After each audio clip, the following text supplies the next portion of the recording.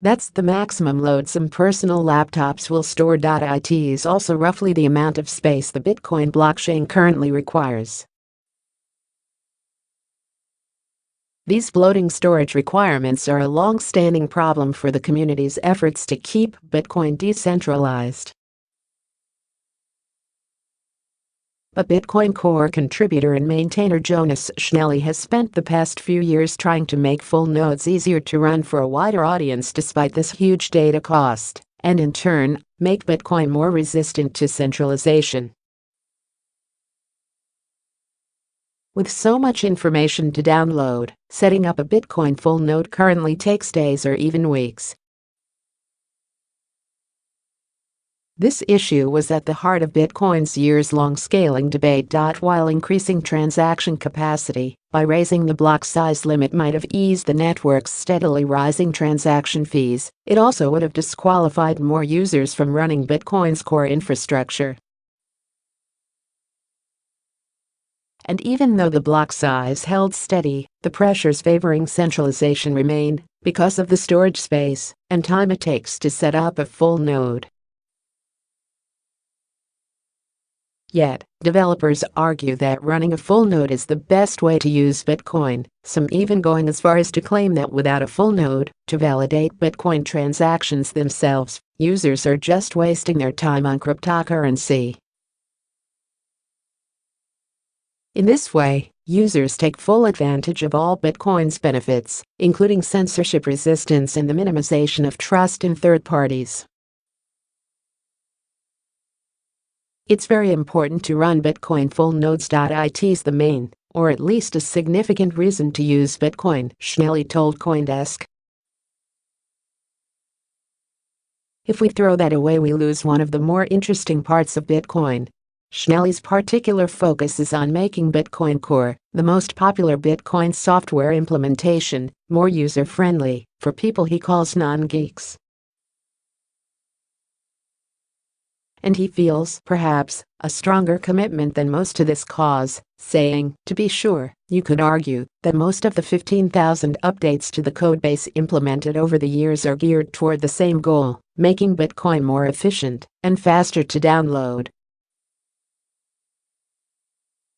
Yet, Schnelli is specifically focused on the software's user experience, coming up with creative ways to make it easier for people to run these full nodes.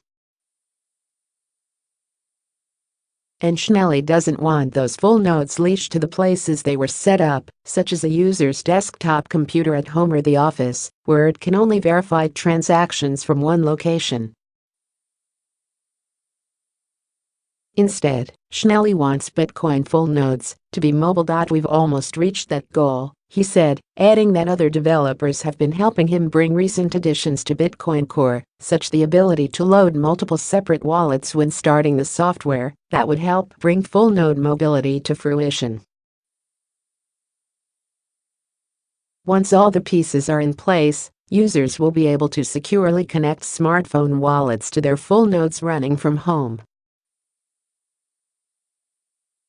Further, Schnelli is developing a hybrid simplified payment verification (SPV) mode, which allows users waiting for their full node to download to still use Bitcoin Core to validate and make transactions in the meantime. With an SPV wallet, the user has some information about the Bitcoin transaction history, but must rely on trusting other full nodes to ultimately verify transactions. This scenario is one many Bitcoin developers would like to avoid, but it would only be used for the time it takes to download the full node.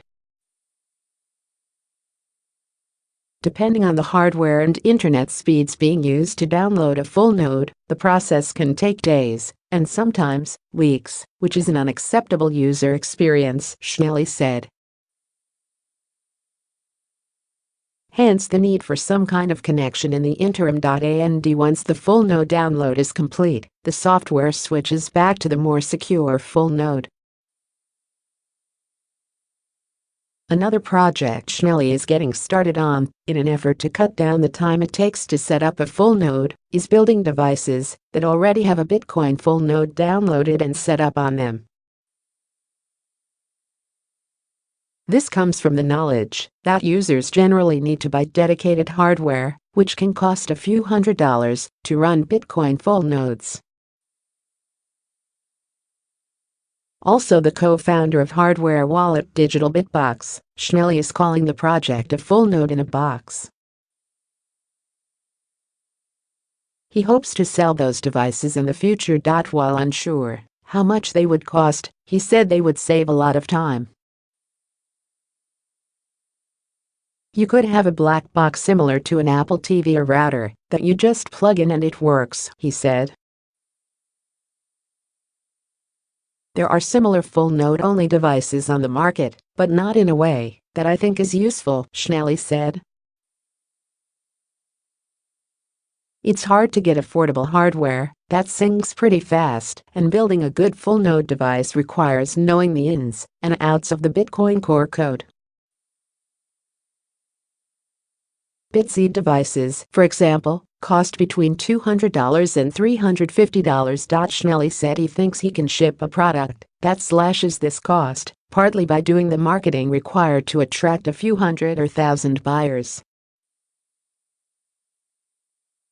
Schnelli envisions the full node-in-a-box device as a computerized auditor someone would run in their home to ensure their Bitcoin finances are in check.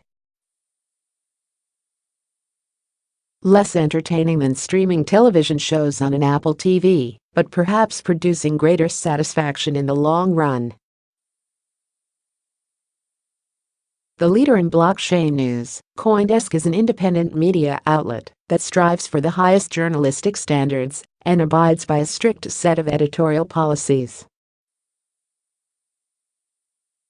Interested in offering your expertise or insights to our reporting? Contact us at news@coindesk.com.